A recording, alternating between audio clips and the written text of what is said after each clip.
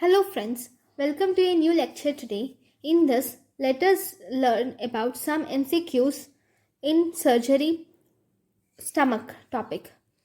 Okay, first question, treatment of choice for type 3 gastric ulcer is. Treatment of choice for type 3 gastric ulcer is truncal vagotomy with antrectomy. Treatment of choice for type 3 gastric ulcer is truncal vagotomy with antrectomy. Then, question number 2. Gastric atony is least after.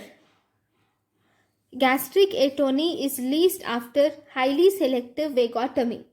With highly selective vagotomy, the gastric atony decreases and it is least after highly selective vagotomy. Then, most common metabolic complication of gastrectomy is when you remove the stomach, then acidic environment is required for the absorption of iron. So, iron deficiency can occur. Similarly, because of gastrectomy, intrinsic factor is not available. Intrinsic factor is necessary for vitamin B12 absorption. So, loss of intrinsic factor production causes vitamin B12 deficiency. And folate deficiency occurs, but it is rarely occurs. So, if you see, primarily the most common metabolic complication among iron deficiency, vitamin B12 and folic acid is iron deficiency anemia. So, most common metabolic complication is iron deficiency anemia. Gastrectomy also causes malabsorption of vitamin D and calcium. Because of malabsorption of vitamin D, it can result in osteoporosis, whereas decreased calcium causes hypocalcemia. So overall, if you see, most common metabolic complication of gastrectomy is iron deficiency anemia. Next, question number 4. Most common abnormality after gastric resection and Billroth 2 is. After gastric resection and Billroth 2, the most common abnormality is vitamin B12 deficiency. Actually, it is iron deficiency anemia. But here, iron deficiency anemia is not given in the options. So, obviously, the second most common abnormality is vitamin B12 deficiency. So, that becomes the answer. Then, question number 5. A patient of partial gastrectomy presents with neurological symptoms. Most common diagnosis is whenever there is partial gastrectomy with neurological symptom, it is due to vitamin B12 deficiency, because among the deficiencies which I have said, vitamin B12 causes neurological symptoms, especially subacute combined degeneration. So it causes vitamin B12 deficiency. Then question 6. Gastric atony occurs in all except.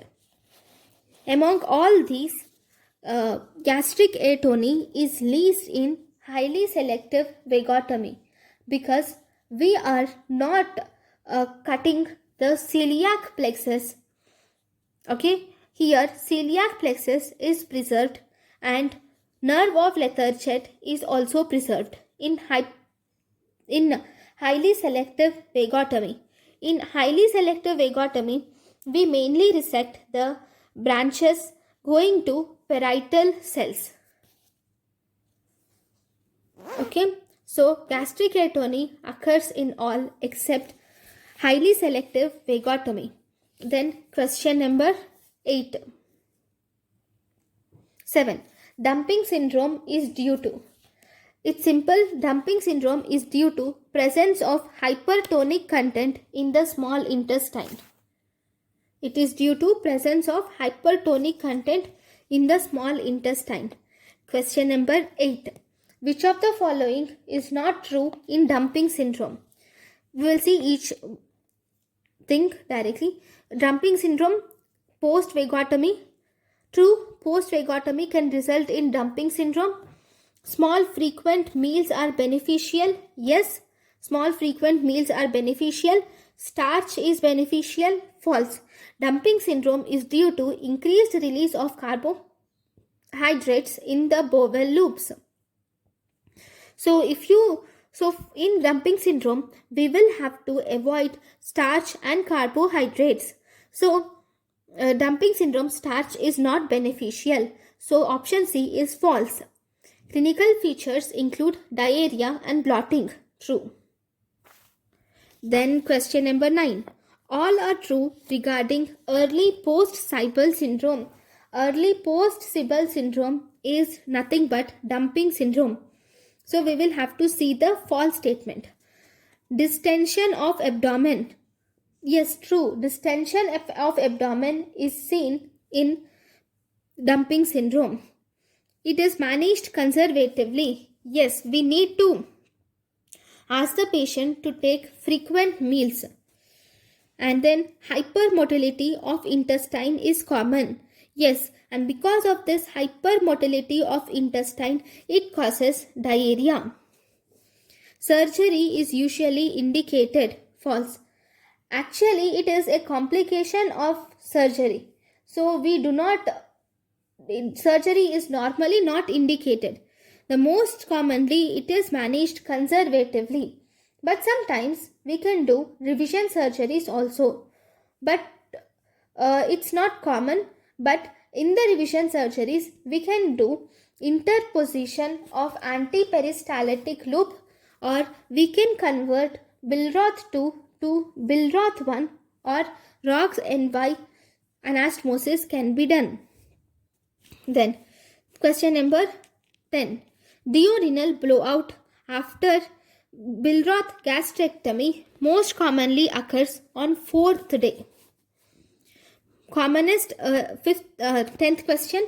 Commonest earliest complication of truncal vagotomy and gastrojejunostomy is. The commonest and earliest complication is hemorrhage. Anastomotic hemorrhage is the commonest and earliest complication of truncal vagotomy and gastrojejunostomy. So, thank you guys for watching my lecture. Thank you.